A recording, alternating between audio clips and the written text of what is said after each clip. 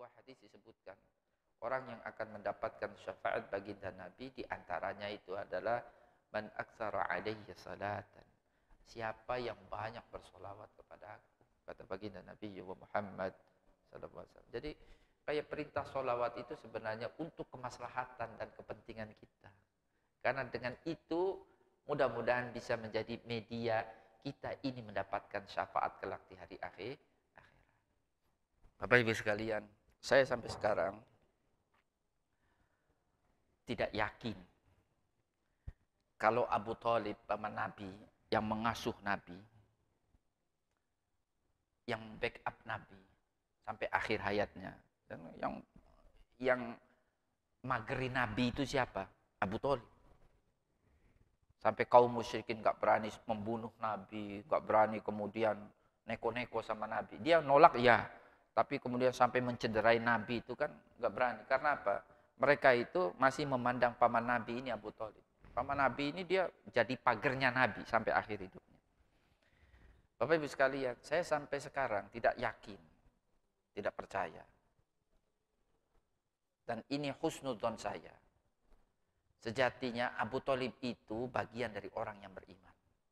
Tapi dia tidak melafatkan keimanannya itu secara terbuka.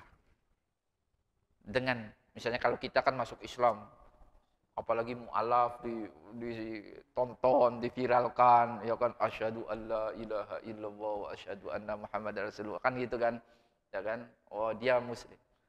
Kalau saya, ya husnudzon saya. Ya, Abu Thalib itu sangat mungkin sekali. Tapi kan yang karena ini perkara ini gaib, yang tahu itu hanya Allah. Tapi husnudzon saya, Bapak Ibu sekalian, dengan Abu Thalib, ya kan? Abu Thalib itu bagian dari orang yang beriman. Ya kan? Karena iman itu, Bapak Ibu sekalian, itu kan sesuatu keyakinan yang ada dalam hati. Tidak ada keharusan kamu baru dinyatakan orang yang beriman kalau kamu diketahui oleh orang banyak bahwasanya kamu ini orang yang beriman. Kan enggak ada. Tidak ada keharusan untuk dinyatakan sebagai kamu ini orang yang beriman, kamu harus melafadzkan 2 kalimat syahadat di hadapan orang banyak. Ada enggak syarat itu? Enggak ada, Bapak Ibu sekalian. Itu adalah bagian dari apa?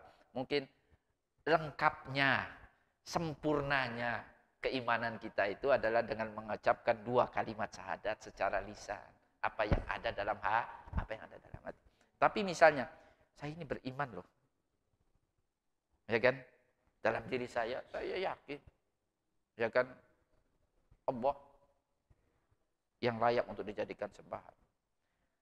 Misalnya Abu Thalib nih, saya yakin itu apa ponakan saya, jatuhnya ponakan ya, Nabi Muhammad kan ponakan karena dia ini pamannya.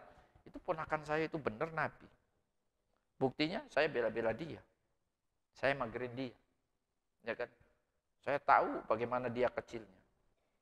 Karena saya ngasuh dia, alhamdulillah keberkahan dunia ini saya dapatkan.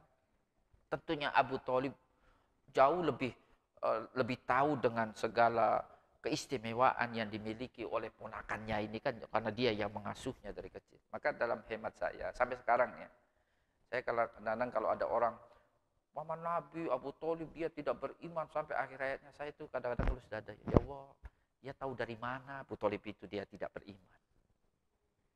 Saya kadang-kadang kan gitu kan, Ibu sekalian. Kecuali orang-orang yang memang secara jelas disebutkan dalam Al-Quran, sebutlah orang itu memang tidak beriman. Dan memang musuh Allah. Bapaknya Nabi Ibrahim, Azar. Oh, jelas-jelas di situ. Anaknya Nabi Nuh, ya kan jelas-jelas di situ. Kan'an itu kan, ya, dia orang yang ya memang membangkang. Tapi kalau Abu Thalib tidak ada kisahnya itu yang sisi buruk yang dikisahkan oleh Al-Quran maupun sisi buruk yang dikisahkan dalam hadis-hadis Nabi, itu enggak ada Bapak Ibu sekalian. Bisa jadi, ini husnudzon saya, tapi yang paling tahu itu kan hanya Allah. Ya kan? Kenapa Abu Thalib itu tidak mengucapkan 2 kalimat syahadat di depan khalayak ramai? Karena itu tidak bukan untuk memageri, membentengi, menyelamatkan ponakannya ini yang namanya Muhammad. Kalau orang musyrikin tahu bahwasanya Abu Thalib ini mengucapkan 2 kalimat syahadat di hadapan mereka, sudah tidak dianggap lagi nih Abu Thalib.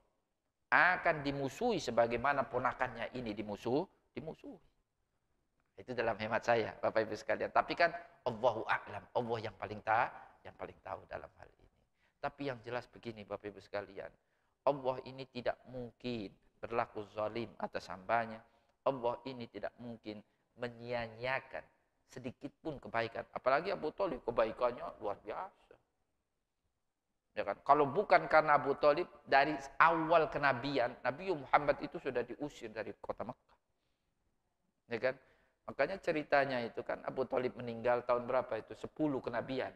Gak lama setelah itu, gencar itu. Nabi Muhammad SAW mendapatkan ya, perlakuan yang macam-macam itu. Itu setelah kewafatan paman beliau yang bernama Abu Thalib. Saya pikir itu.